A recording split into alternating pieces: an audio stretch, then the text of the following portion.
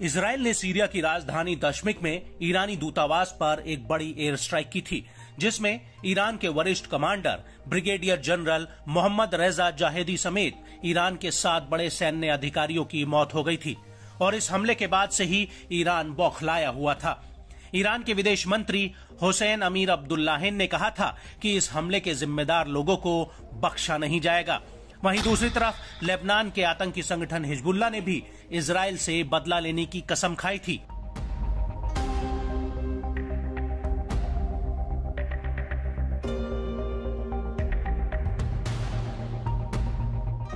और अब इसी कड़ी में इजराइल पर लेबनान के हिजबुल्लाह और इराक और सीरिया के प्रतिरोधी समूहों ने ताबड़तोड़ हमले शुरू कर दिए हैं।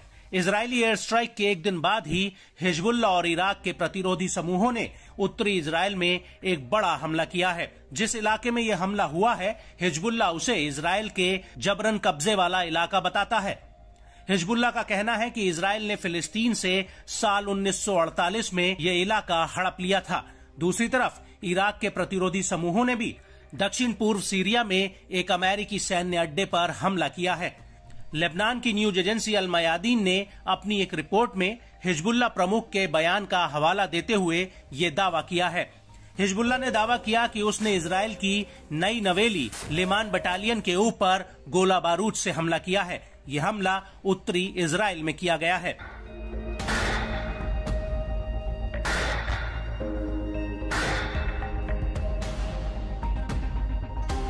हालांकि ये पहली बार नहीं है जब हिजबुल्लाह और इराक और सीरिया के प्रतिरोधी समूहों ने एक साथ उत्तरी इजराइल पर अलग अलग हमले किए हों, बल्कि हालिया दिनों में ये तीनों ही इजराइल पर एक साथ हमले करते आ रहे हैं।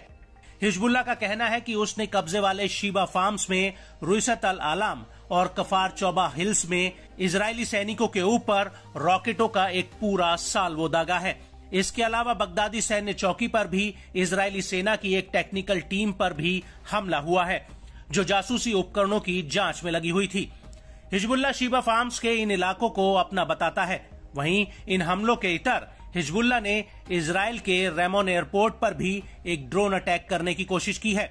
हालांकि टाइम्स ऑफ इजराइल का कहना है कि एक अज्ञात ड्रोन इस एयरपोर्ट के करीब जॉर्डन की सीमा में अपने आप फट गया।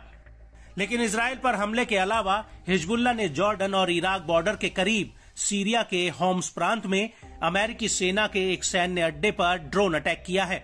इसको लेकर तुर्की की न्यूज एजेंसी एनादोलू ने स्थानीय रिपोर्ट्स के हवाले से कहा है कि अल-तन्फ बेस पर एक ड्रोन से हमला हुआ था। हालांकि इस हमले में कितना नुकसान हुआ है, इसकी फिलहाल जानकारी सामने नहीं आई है।